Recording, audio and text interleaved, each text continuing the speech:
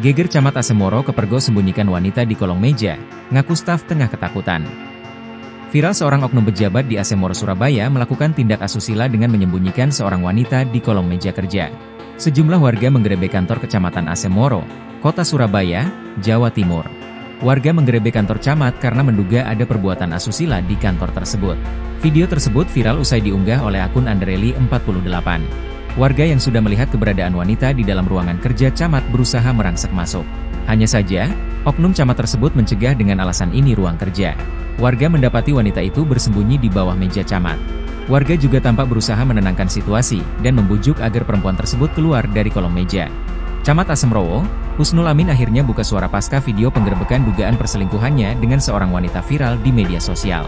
Husnul menyebut jika video yang dibuat merupakan framing keji dan upaya pengalihan isu atas tindakan penertiban bangunan liar di bawah jembatan Dupa Rukun Barat dan penertiban di bawah jembatan Tol Asemoro.